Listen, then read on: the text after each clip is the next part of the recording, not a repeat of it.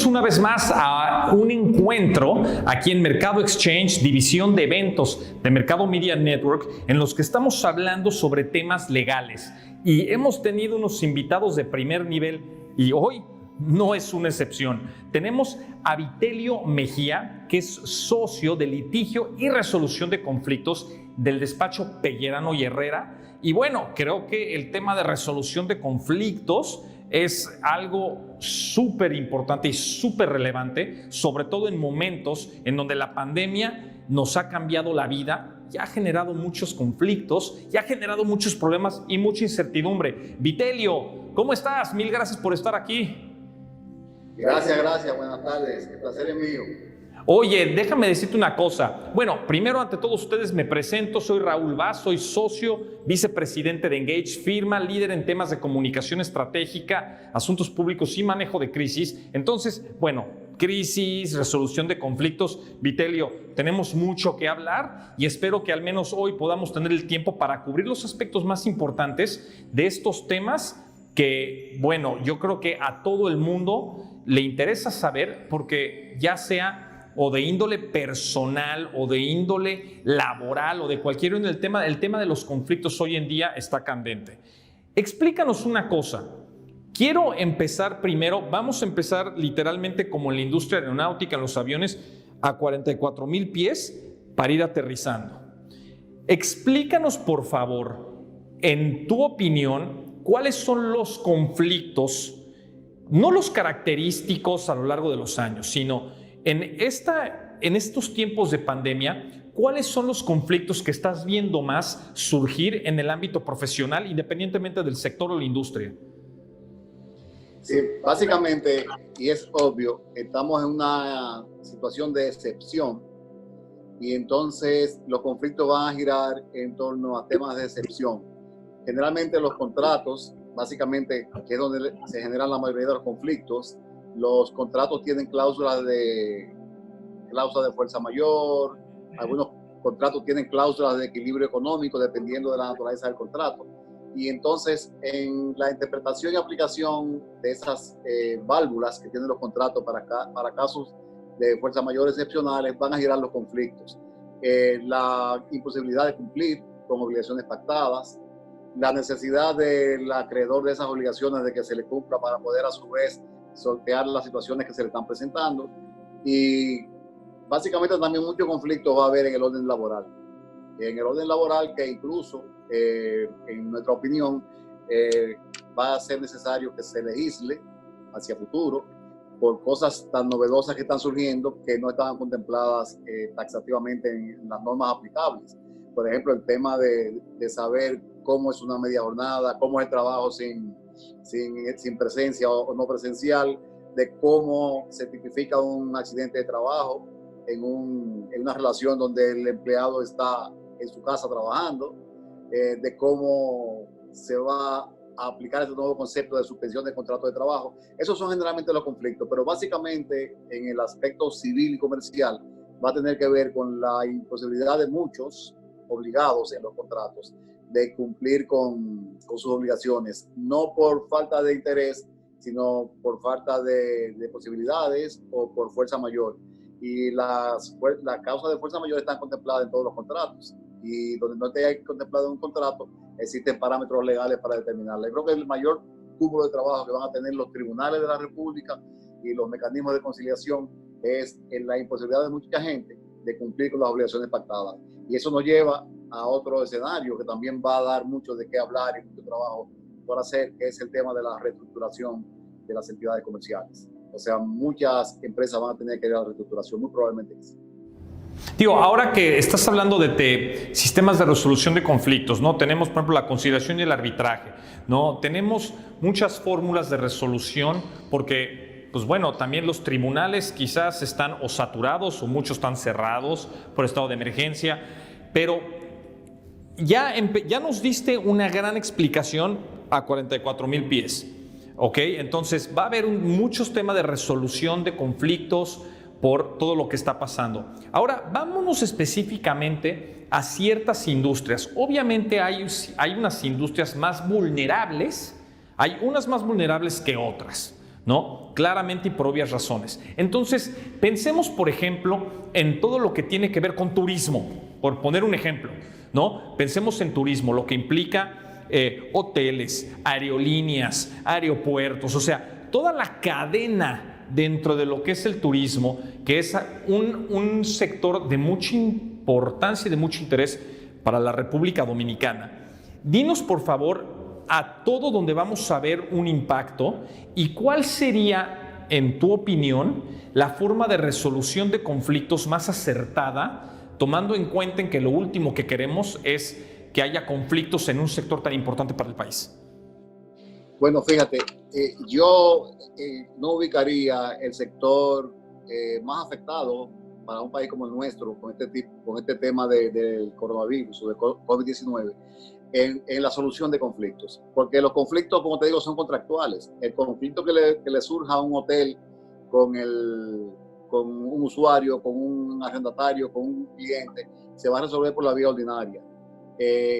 Ese tema donde tenemos que centrarnos es en qué se impone para esas actividades que son sustanciales a la economía de un país como el nuestro, que es turismo dependiente, que es una isla que requiere estar conectada por el transporte aéreo, tanto para el tráfico de personas como para carga.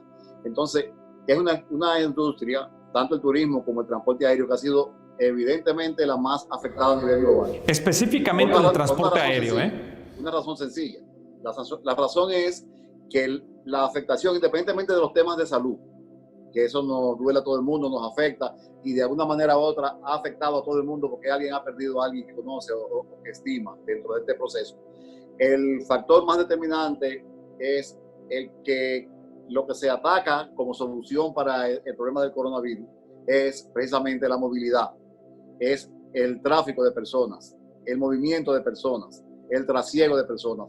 Y entonces de eso vive el turismo y vive el transporte aéreo. Entonces, más que ver ese tema a nivel de conflicto, hay que ver que son sectores que van a ser afectados por una causa externa y que necesariamente gobiernos como el nuestro, que tienen que atender sectores que son sustanciales para la economía, como el turismo, y básicamente sustanciales para la comunicación de tráfico étnico, tráfico turístico y tráfico de carga, el Estado va a tener que atender. Me explico. Por ejemplo, vamos al tema de los aeropuertos y la actividad aeronáutica, que es quizás uno de los sectores más golpeados en esta dificultad global que estamos viviendo, porque como te digo, depende del manejo de personas y de carga, traficar de un lugar a otro. Eso implica movilidad, que es lo que está vedado, que es lo que está prohibido. Entonces, por ejemplo, el sector aeronáutico ha visto descender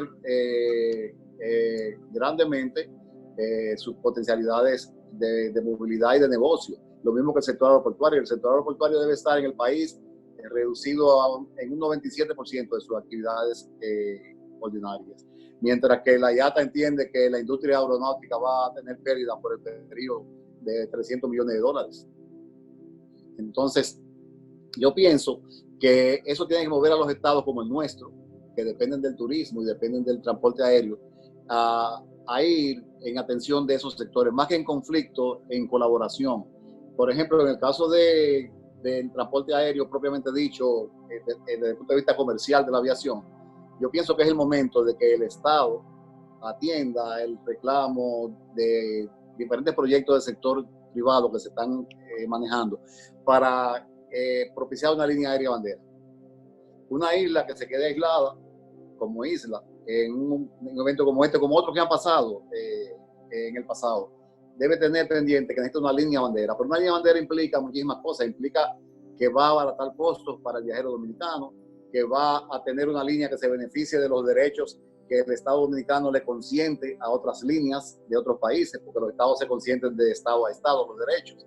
Entonces, yo pienso que llega el momento de propiciar el desarrollo de una línea dominicana de capital privado, porque el Estado no está para invertir el dinero que hay que invertir en el desarrollo de una línea, pero sí para apoyarla. ¿Y cómo se apoya una línea dominicana que pueda competir en términos de competitividad efectiva con una línea extranjera o con líneas extranjeras?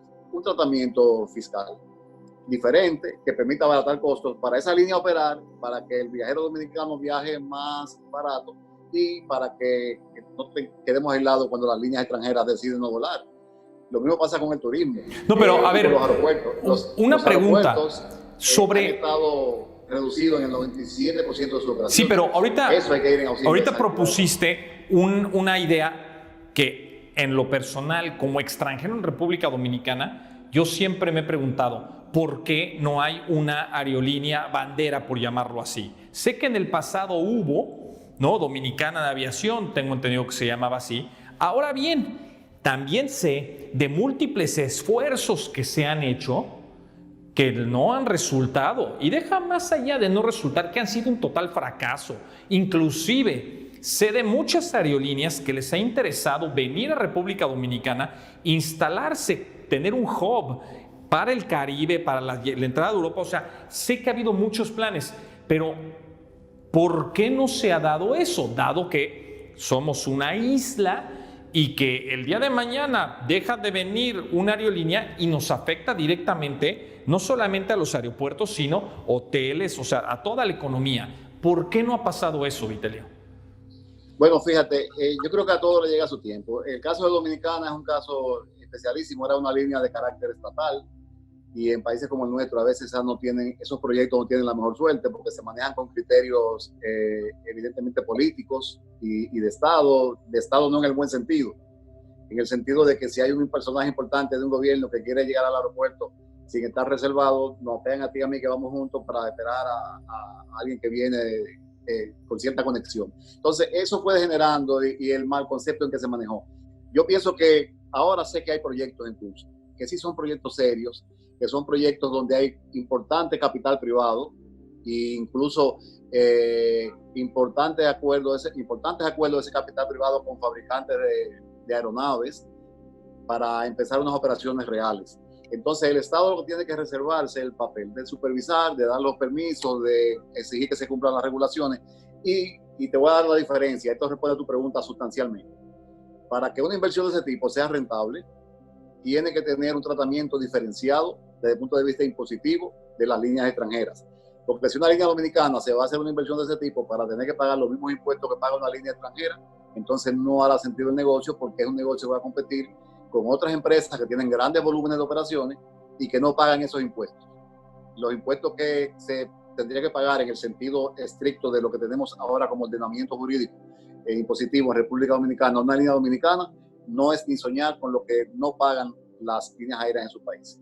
Entonces, ese es el primer punto. Si el gobierno hace conciencia de esa necesidad, hay más de un proyecto de capital privado importante, incluso con relaciones con fabricantes y proveedores de aeronaves, para poner a caminar un proyecto de ese tipo. Que, como te digo, nos permite no estar aislado y no depender de las rutas prioritarias o no, que en un momento como este determina una línea aérea.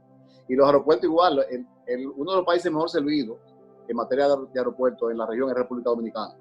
Tenemos 8 aeropuertos internacionales en manos de operadores privados y de operadores concesionados o concesionarios que sirven en los aeropuertos excelentemente, que tienen tráfico, dominan el tráfico. O sea, no hace falta más aeropuertos, sino ir en auxilio de estos aeropuertos que están cerrados, no tienen operaciones, han tenido que estar abiertos para operaciones, algunos de ellos como las Américas y Punta Cana, para operaciones de carácter humanitario o de repatriación, incurriendo en costos.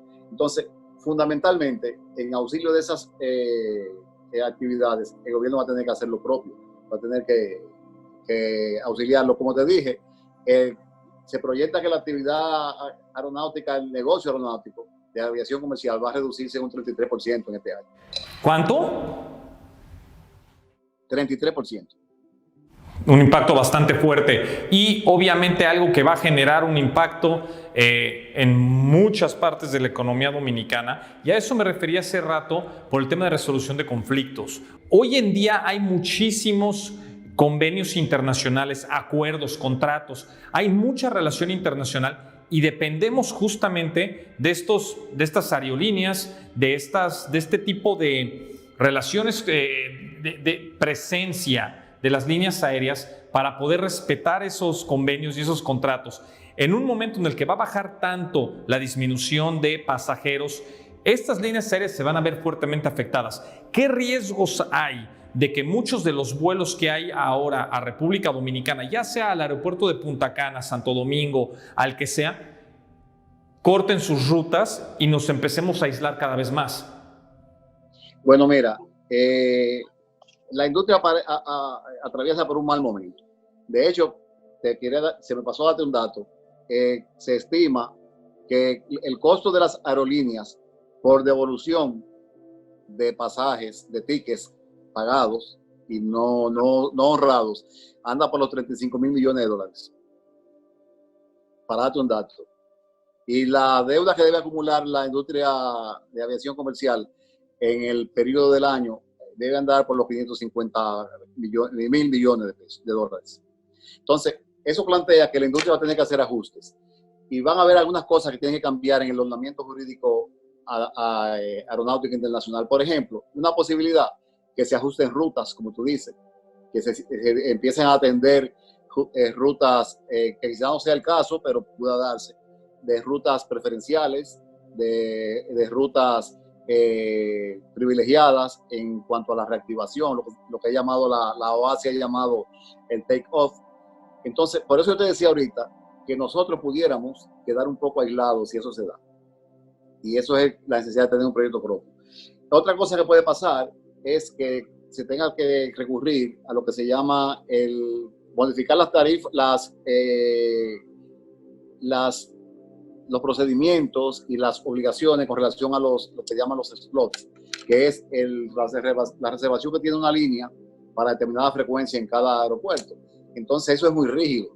Por ejemplo, una línea que no pueda atender en un periodo determinado el 80% de sus compromisos de uso de esa frecuencia va a perder el derecho. Eso se quiere modificar también a nivel internacional, precisamente por lo mismo, porque muy probablemente las líneas tengan que administrarse en cuanto a reducir frecuencias o variar rutas. Incluso las rutas pudieran venir variadas por el impacto de la pandemia en un momento dado. O sea, hay sitios a lo mejor donde la propia entidad que organiza la salud a nivel mundial, que trabaja muy de cerca con la actividad aeronáutica a través de un acuerdo muy especializado que hay con la OASI y varias entidades, que diga en un momento dado, por aquí no se puede pasar, por aquí no se puede cruzar. Entonces, todo eso le da al sector de transporte aéreo quizás la categoría de ser el sector más afectado a nivel de economía global por esa pandemia. Yo pienso que va a estar muy ligado el resultado y el destino de esa actividad a recobrar la confianza. Están todos los protocolos. La OASI ha implementado los protocolos desde hace 2 o 3 meses y está todo más o menos visto qué es lo que hay que hacer. Pero cuando se dé el take-off y se inicien las operaciones, eso no quiere decir que automáticamente, porque tengamos las normas y los protocolos, la actividad va a surgir de nuevo como antes. Va a haber que hacer un trabajo para crearle confianza al viajero. Al viajero de 3 tipos, porque hay viajero de negocio, el viajero turístico, el de turismo es el que es más opcional porque viaja si quiere, y el viajero étnico. Entonces, en la medida en que los aeropuertos y las líneas puedan agenciarse esa confianza sobre la base de evidenciar que está aplicando los protocolos correctos, entonces el negocio puede resurgir. Y eso me lleva a decirte que todos esos protocolos van a implicar gastos para las terminales aeroportuarias y para las líneas. Y entonces es un sector que necesariamente el gobierno debe atender. Pues mira, qué interesante, me encantó tu propuesta de que el gobierno justamente incentive que inversión privada monte una aerolínea, pero con la condición de que sea una aerolínea de verdad, con la condición de que se maneje bien, que sea algo moderno y no los intentos malos que de verdad hemos visto, unos lamentables que ni vale la pena mencionar, pero de verdad que creo que el gobierno tiene que poner de su lado para que sea rentable. Vitelio, te agradezco muchísimo el tiempo que te tomaste en explicarnos esto. Sin lugar a dudas, este es un tema de sumo interés para la República Dominicana, no solamente para lo que representa, sino para lo que nos sirve en cuestiones de las relaciones internacionales de lo que es esta gran media isla. Agradezco mucho tu presencia y no sé si quieras agregar algo antes de retirarnos. Bueno, sí, mira, entramos en un tema que a mí me apasiona y que es de mi especialidad, y quisiera aprovechar para decir que así como entiendo que debe propiciarse la línea nacional en eso, con esa característica que tú dices, o sea, un intento real, una línea con un capital que pueda probarle a la Junta de Aviación Civil que tiene sostenibilidad económica, y una línea con un proveedor de aeronaves, de equipos detrás, diciéndole de cuántos aviones va a disponer cada año para operar. Así te digo también que llegó el momento de que en República Dominicana se legisle. Tenemos una legislación aeronáutica muy avanzada, pero en tema aeroportuario estamos muy atrasados. Tenemos una ley de 1978 de 3 páginas, que es la ley de la construcción aeroportuaria, y ese sector, ese negocio se ha complicado mucho. Y yo pienso que todas estas cosas que se están viendo, independientemente de que los operadores aeroportuarios, privados o concesionados, tienen sus contratos con el Estado, creo que llegó el momento de que en el país se adopte una ley general de aeropuertos que regule todo lo que tiene que ver con el sistema aeroportuario, que regule situaciones de excepciones como esta, que regule el tema del tráfico. Por ejemplo, no estar haciendo aeropuertos por hacer aeropuertos, es saber que si tenemos un tráfico servido por 8 aeropuertos, entonces lo que tratar de ser eficiente con esos aeropuertos, si todo lo que sea la demanda de tráfico está servida. Entonces, creo que llegó el momento también de hacer una legislación especial para el tema de los aeropuertos. Pues regulación, legislación y regulación integral y fomento a la inversión para una aerolínea. Vitelio, de verdad te agradezco muchísimo tu tiempo. Mil gracias por estar aquí presente en Mercado Exchange y esperemos poder conversar contigo pronto. Gracias a ustedes, muy amable, quedo a su disposición siempre.